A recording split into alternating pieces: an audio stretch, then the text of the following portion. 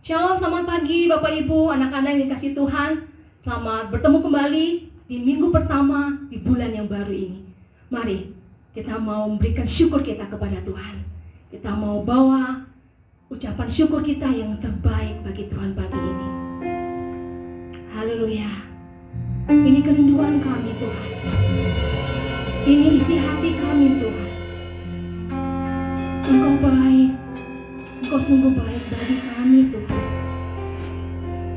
Haleluya. Haleluya.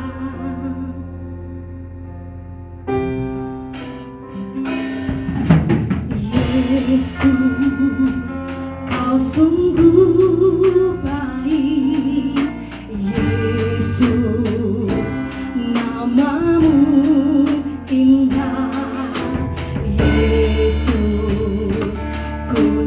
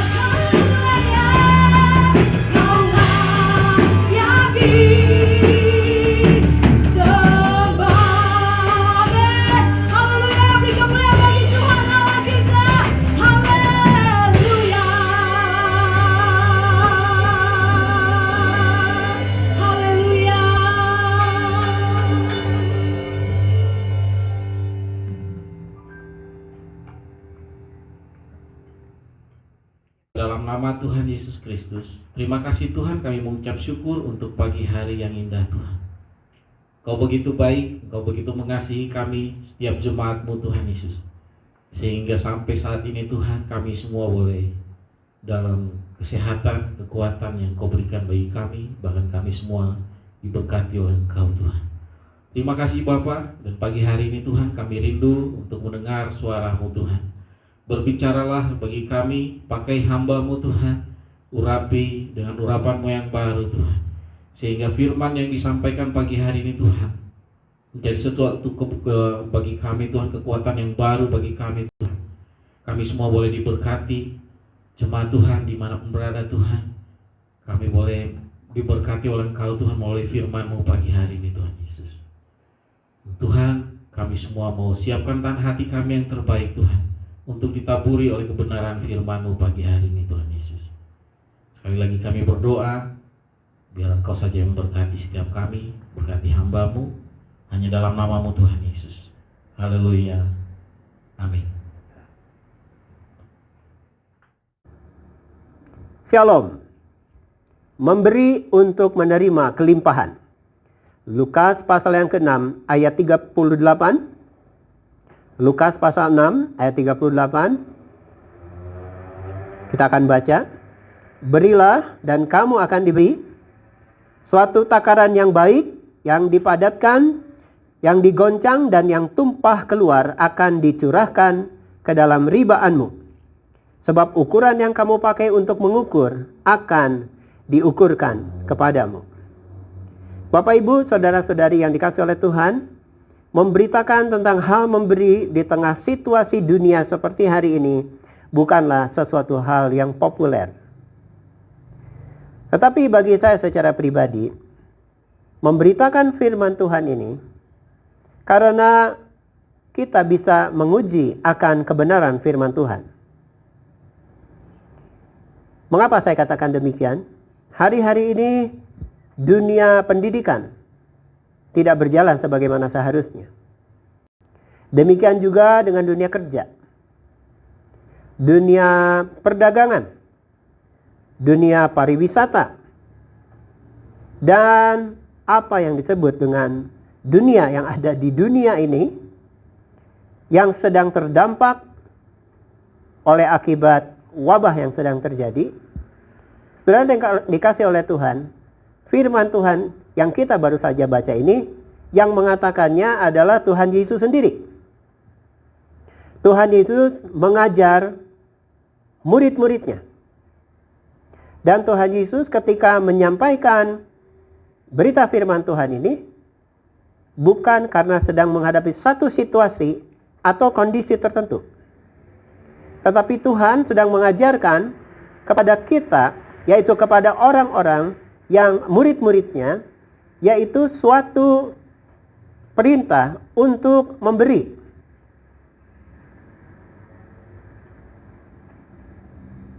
Yang luar biasa, kalau kita membaca firman Tuhan ini, tidak terlihat di dalam ayat ini bahwa ketika kita memberi, kita akan mengalami kerugian. Karena sebaliknya, Tuhan Yesus berkata satu kata saja, berilah, dan maka itu kata sambung, dan itu kata sambung, maka kamu akan diberi. Jadi saudara dikasih oleh Tuhan, ini bertolak belakang dengan pemikiran dunia pada umumnya, manusia pada umumnya. Kalau kita memberi, maka kita akan kehilangan, entah itu seluruhnya, entah itu sebagian, atau itu sebagian kecil dari apa yang kita berikan kepada orang lain. Tetapi saudara yang dikasih oleh Tuhan Yesus Kristus, ayat ini tidak menunjukkan hal demikian. Bahkan sebaliknya, waktu kita memberi, kita akan menerima, karena kita juga diberi. Bagaimana Tuhan Yesus menggambarkan tentang pemberian yang akan kita terima? Pemberian yang akan kita terima adalah pemberian yang baik. Pemberian yang bukan kosong, tetapi dipadatkan. Setelah dipadat, digoncangkan. bahkan sampai tumpah keluar. Luber artinya. Tetapi yang luber itu pun akan jatuh ke dalam ribaan kita. Ribaan itu adalah pakaian bagian atas yang kemudian dibikin simpul, kemudian itu jadi seperti kantong.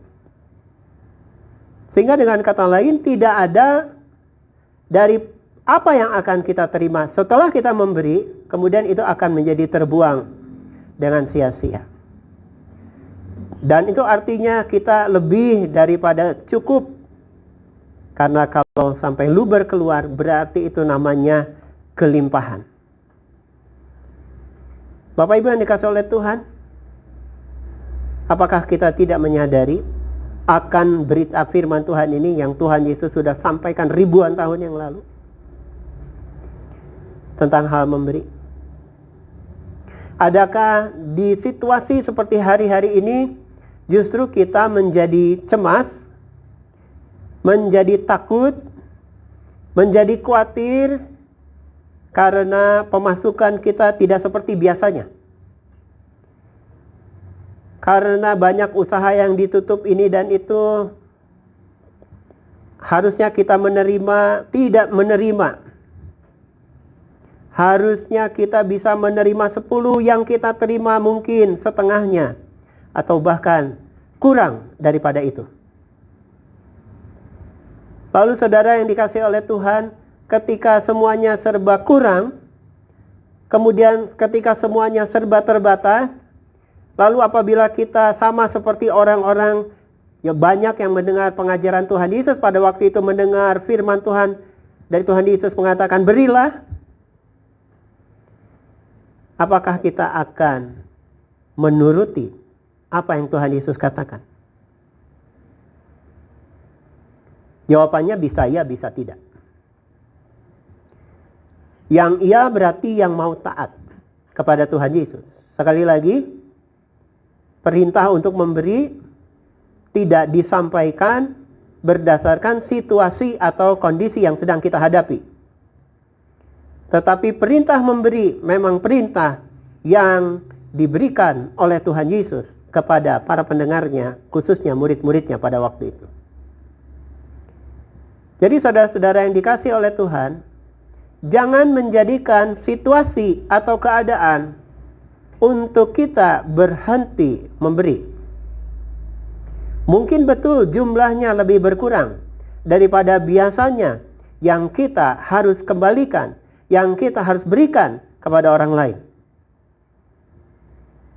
Tetapi perintah atau keinginan untuk memberi itu tidak dibatasi, tidak dihentikan karena kita melihat situasi dan keadaan yang sedang kita hadapi.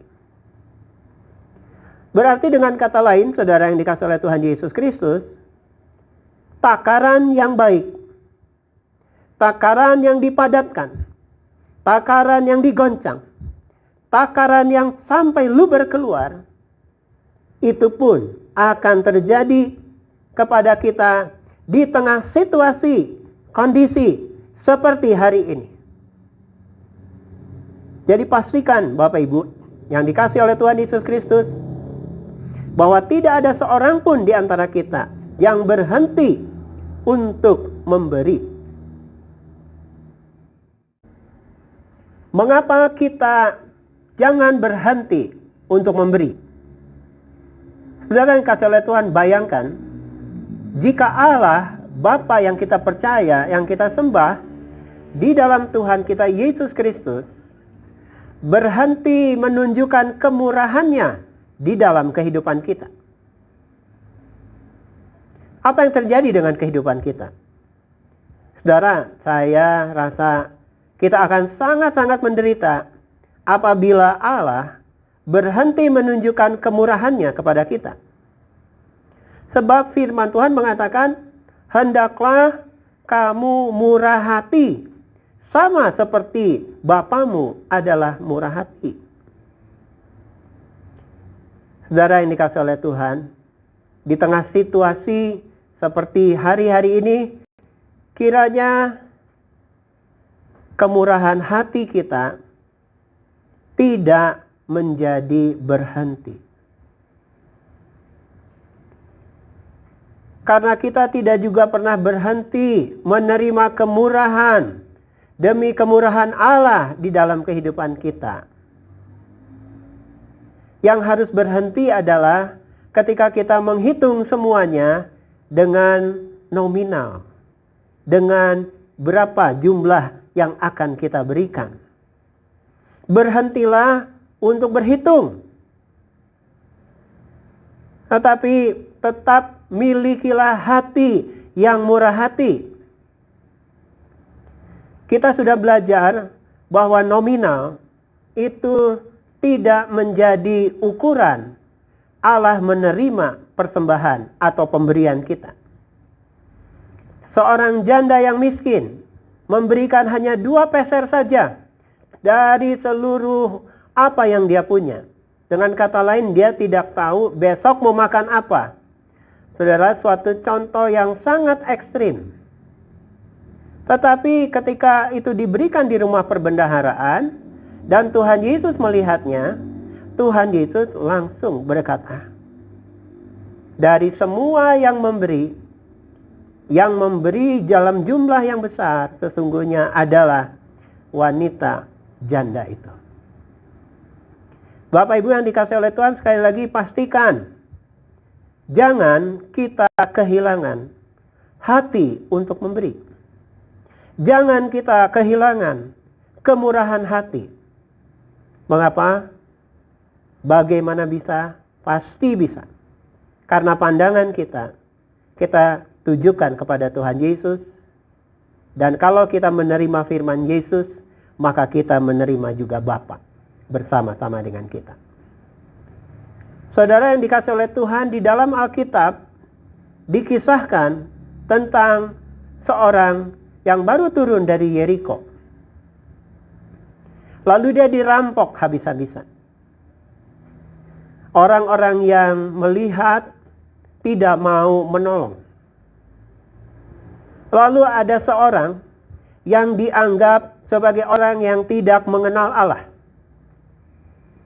Karena dia adalah seorang Samaria. Orang Samaria itu melihat orang yang dirampok habis-habisan itu. Kemudian dia menaikkan ketunggangannya dan dia bawa ke rumah penginapan. Kepada pemilik penginapan, dia memberikan sejumlah uang. Dan kemudian setelah yang dikasih oleh Tuhan Yesus, dia berkata, kalau kamu pakai uang ini, dan uang ini masih kurang untuk perawatan orang ini, maka nanti kalau aku kembali, aku akan menggantikannya. Saudara yang dikasih oleh Tuhan, itu adalah cerita. Itu adalah suatu kisah di dalam Alkitab yang sangat populer dengan judul Orang Samaria yang Murah Hati. Saya katakan tadi, kita pasti bisa di tengah situasi seperti sekarang memberi karena pandangan kita tertuju kepada Yesus, bukan kepada yang lain. Dan kisah orang Samaria yang murah hati itu adalah kisah daripada Tuhan Yesus Kristus sendiri. Tuhan Yesus itulah yang disebut sebagai orang Samaria yang murah hati. Siapa pemilik penginapan?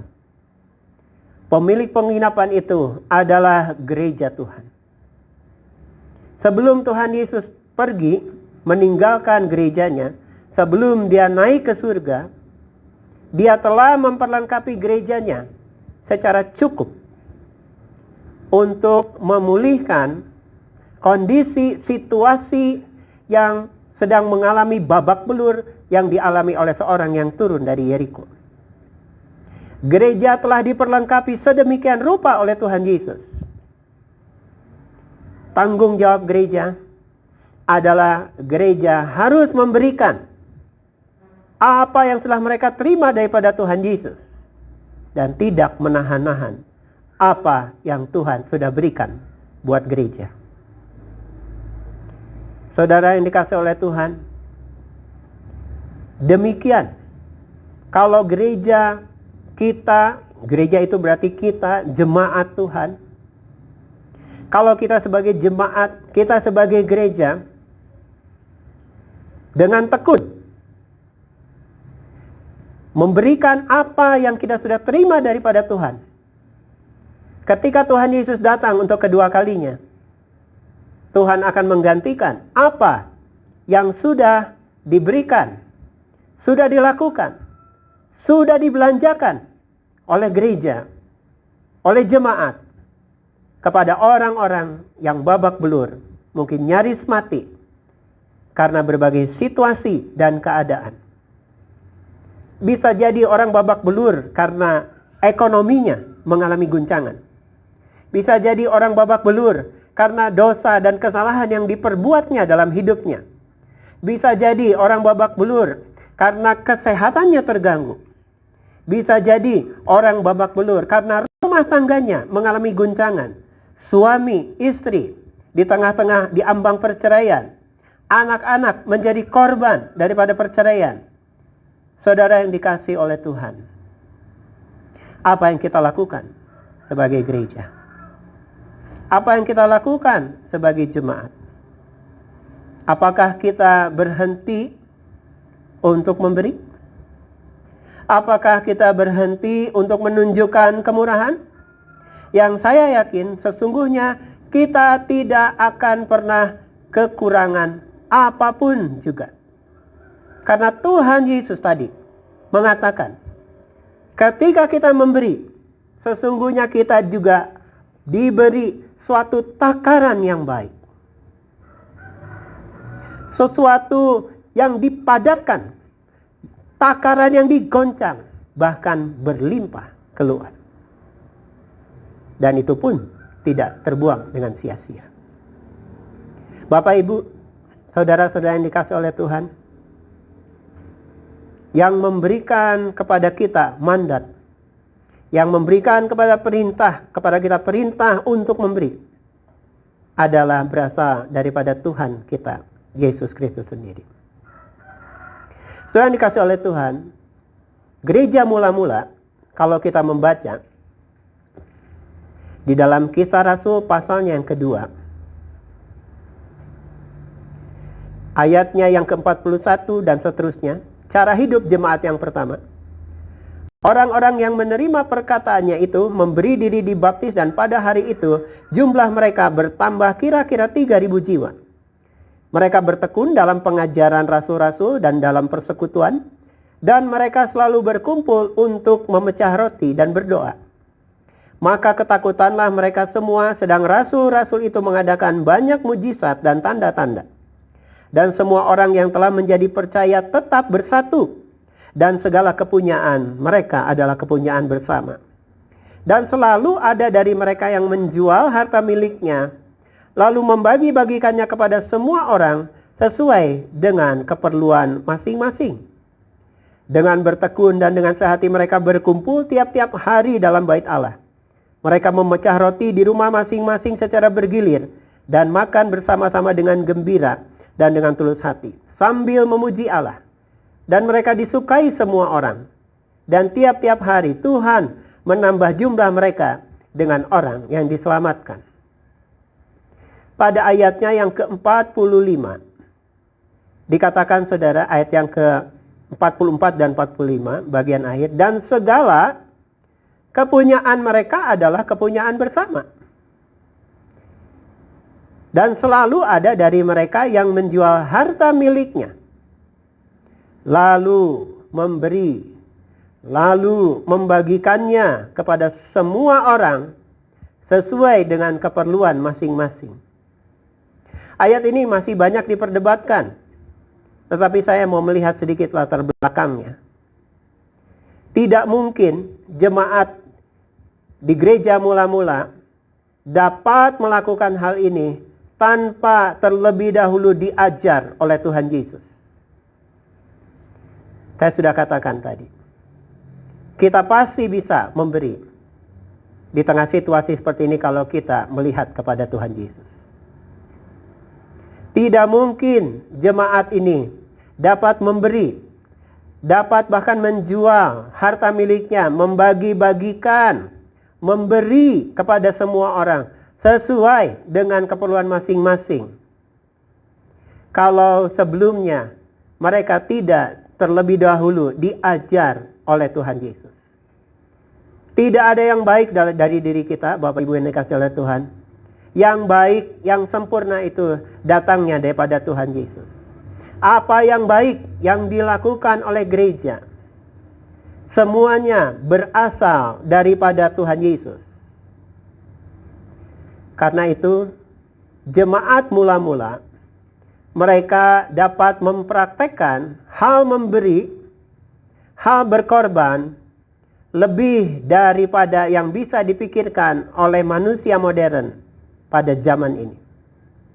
Oleh jemaat, oleh gereja yang hidup di zaman modern pada hari ini. Saudara, tetapi saya yakin, prinsip kebenaran firman Tuhan tidak mungkin berubah. Tuhan Yesuslah yang mengajarkan prinsip untuk memberi. Penerapannya bisa jadi disesuaikan dengan situasi dan zaman. Di tengah situasi seperti hari ini, prinsip untuk memberi tidak akan pernah berubah. Karena itu, Bapak Ibu yang dikasihi oleh Tuhan, kalau kita membaca kembali di Lukas pasalnya yang ke-6 tadi, ayatnya yang ke-38, sebab ukuran yang kamu pakai untuk mengukur akan diukurkan kepadamu. Jadi memberi untuk menerima kelimpahan, kelimpahannya itu tidak tergantung kepada Tuhan, tetapi tergantung kepada diri kita sendiri. Kita mau pakai ukuran seperti apa? Kalau kita mau memberi dengan ukuran yang kita pikir sebegitulah kita akan memberi, lalu Tuhan juga mengatakan bahwa ukuran itu akan dipakaikan kepadamu. Karena itu, supaya kita terhindar dari memakai ukuran kita sendiri, hendaknya kita tetap berfokus kepada Tuhan Yesus. Supaya kalau kita berfokus kepada Tuhan Yesus, kita tidak akan salah dalam kita mengukur, memakai ukuran. Contoh, wanita janda tadi, dia memberi lebih daripada ukuran yang dia punya, Bapak Ibu. Orang-orang yang lain yang memberi dalam jumlah yang banyak, sesungguhnya boleh dikatakan itu dari bagian kecil yang mereka punya. Jadi, kalau kita berfokus kepada Tuhan Yesus, maka kita akan terhindar daripada memakai ukuran kita sendiri. Karena kalau kita memandang kepada Tuhan Yesus, kita mendengar Tuhan Yesus, dan Tuhan Yesus melihat iman kita, Tuhan Yesus akan meneguhkan iman kita untuk kita melakukan memberi dan tetap bermurah hati di dalam situasi dan kondisi seperti hari-hari ini. Dan saya yakin Tuhan Yesus akan mengatakan kepada mereka yang taat kepadanya, berbahagialah. Atau dengan kata lain, diberkatilah. Diberkatilah saudara. Berbahagialah saudara yang tetap mau memelihara hati yang suka untuk memberi. Hati yang tetap menunjukkan kemurahan. Karena saudara berfokus kepada Tuhan Yesus dan bukan kepada apa yang kita punya. Seberapa banyak yang kita sedang simpan atau bahkan yang sedang kita sembunyikan. Saudara yang dikasihi oleh Tuhan, Tuhan Yesus adalah Raja di atas segala raja. Kerajaannya itu tidak terguncangkan. Yang sedang diajarkan kepada kita pada hari ini mulai kebenaran firman Tuhan adalah prinsip daripada kerajaan surga, bukan prinsip dari kerajaan dunia ini. Dunia ini ada batasnya, tetapi Tuhan yang adalah roh tidak ada batasnya. Dan kepada kita sekalian yang percaya, diberikan satu keuntungan apabila kita cerdik mendengar firman Tuhan ini. Dan kita memiliki hati yang mau taat kepada Tuhan Yesus. Maka saudara yang kasih oleh Tuhan, saya mau katakan, situasi seperti hari-hari ini tidak akan menggoncangkan saudara-saudara sekalian. Situasi pada hari ini, saudara akan tetap berdiri teguh karena saudara memiliki Yesus sebagai fondasi dalam kehidupan saudara. Bapak Ibu yang dikasih oleh Tuhan Yesus Kristus, kiranya berita firman Tuhan pada pagi hari ini memberi untuk menerima kelimpahan. Saudara dan saya menerimanya dengan iman, menaruhnya dalam hati yang baik, dan mempraktekannya dalam kehidupan sehari-hari. Kiranya Tuhan Yesus memberkati saudara-saudara sekalian. Haleluya. Amin. Sekalian, mari kita ikut ambil bagian dalam perjamuan Tuhan di pagi hari ini. Kita akan bersatu dalam doa untuk tubuh dan darah Tuhan.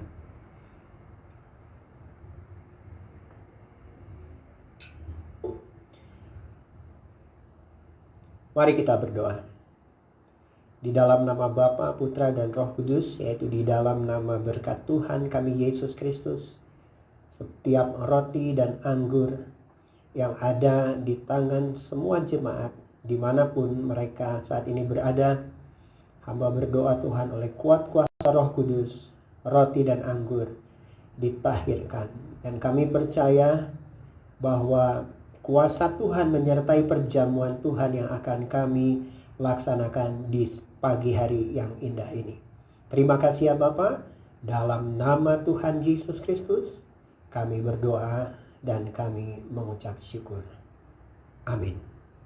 Saudara, silahkan bagikan roti dan anggur kepada seluruh anggota keluarga saudara, dan saya akan membacakan firman Tuhan. Yohanes pasal yang ke-6 ayat 48 dan seterusnya. Akulah roti hidup. Nenek moyangmu telah makan mana di padang gurun dan mereka telah mati. Inilah roti yang turun dari surga, barang siapa makan daripadanya, ia tidak akan mati. Akulah roti hidup yang turun dari surga. Jikalau seseorang makan dari roti ini, ia akan hidup selama-lamanya, dan roti yang kuberikan itu ialah dagingku yang kuberikan untuk hidup dunia. Maka kata Yesus kepada mereka, aku berkata kepadamu, sesungguhnya jikalau kamu tidak makan daging anak manusia dan minum darahnya, kamu tidak mempunyai hidup di dalam dirimu. Barang siapa makan dagingku dan minum darahku, ia mempunyai hidup yang kekal, dan aku akan membangkitkan dia pada akhir zaman. Sebab dagingku adalah benar-benar makanan dan dagingku adalah benar-benar minuman. Barang siapa makan dagingku dan minum darahku, ia tinggal dalam aku dan aku di dalam dia. Sama seperti Bapa yang hidup mengutus aku dan aku hidup oleh Bapa, demikian juga barang siapa yang memakan aku akan hidup oleh aku. Inilah roti yang telah turun dari surga, bukan seperti roti yang dimakan nenek moyangmu dan mereka telah mati. Barang siapa makan roti ini, ia akan hidup selama-lamanya. Mari angkat roti di tangan kanan kita.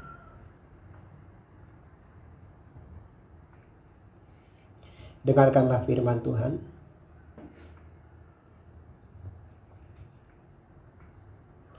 Sebab apa yang telah kuteruskan kepadamu telah aku terima dari Tuhan, yaitu Tuhan Yesus pada malam waktu diserahkan mengambil roti, dan sesudah dia mengucap syukur atasnya, lalu memecah-mecahkannya dan berkata, inilah tubuhku yang diserahkan bagi kamu, perbuatlah ini menjadi peringatan akan aku. Kita makan di dalam nama Tuhan Yesus Kristus.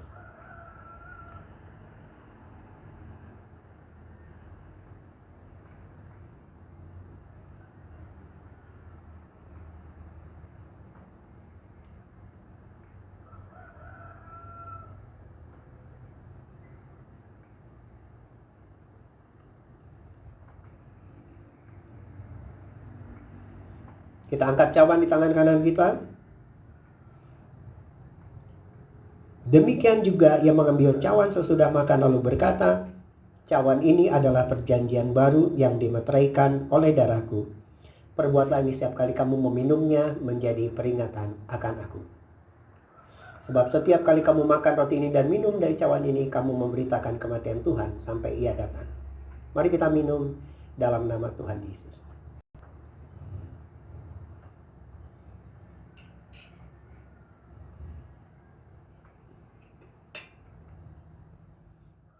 saudara dikasih oleh Tuhan, kita sudah memuji Tuhan, merasakan kehadiran Tuhan di tengah-tengah kita. Kita sudah mendengar firman Tuhan, dan kita juga sudah ikut ambil bagian di dalam perjamuan Tuhan. Ini saatnya kita menerima berkat. Arahkan hati dan pikirmu kepada Tuhan Yesus, terimalah berkat. Tuhan memberkati engkau dan melindungi engkau. Tuhan menyinari engkau dengan wajahnya dan memberi engkau kasih karunia. Tuhan menghadapkan wajahnya kepadamu dan memberi engkau damai sejahtera. Di dalam nama Bapa, Putra, dan Roh Kudus, di dalam nama berkat Tuhan Yesus Kristus, turunlah berkat atas saudara-saudara sekalian dimanapun sudah berada. Semua yang percaya dan diberkati sama-sama kita katakan, amin.